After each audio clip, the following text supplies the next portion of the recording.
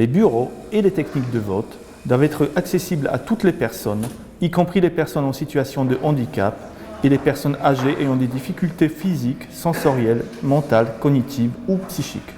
Les personnes en situation de handicap, et notamment les personnes qui se déplacent en fauteuil roulant, doivent pouvoir, dans des conditions normales de fonctionnement, y pénétrer, y circuler et en sortir, le cas échéant, au moyen d'équipements provisoires ou permanents.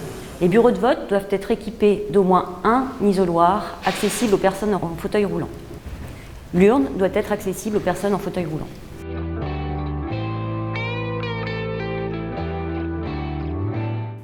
En tant qu'agent de bureau de vote, je m'assure que l'électeur est en possession de sa carte électorale et de sa pièce d'identité.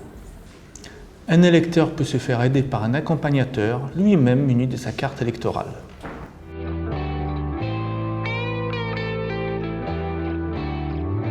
Une personne en situation de handicap peut avoir besoin d'aide pour réaliser certains gestes liés au vote.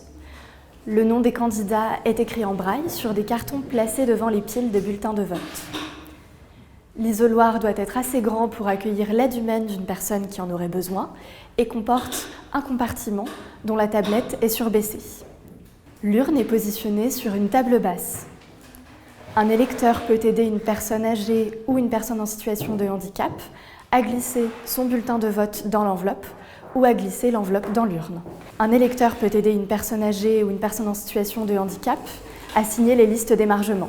Pour permettre aux personnes aveugles ou malvoyantes d'apposer leur signature sur les listes d'émargement, il est possible d'utiliser un guide signature à couleur contrastée.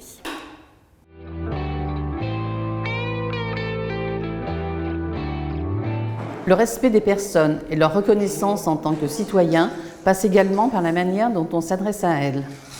Il est important de partir du principe que toute personne a le droit de vote, quelle que soit la représentation que l'on s'en fait.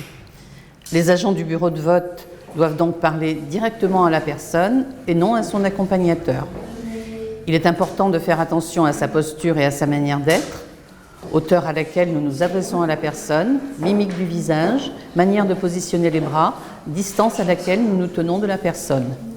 Quel que soit l'âge de l'interlocuteur, les gestes familiers sont a priori déplacés. Évitons la condescendance ou la gentillesse surprotectrice ou infantilisante. Abstenons-nous de tapoter la tête ou l'épaule, d'appeler la personne par son prénom et de recourir au tutoiement. Rappelons que les personnes en situation de handicap ont aussi de l'humour. Quand on s'adresse à elles, il faut être naturel et ne pas culpabiliser si dans la conversation on utilise involontairement des expressions courantes comme « ça roule » ou « c'est par ici », si la personne est en fauteuil ou si elle ne voit pas. Aujourd'hui, je suis comme tout le monde. Je vote comme les autres. Je suis bien accueilli dans les bureaux de vote, ils sont accessibles pour les handicapés.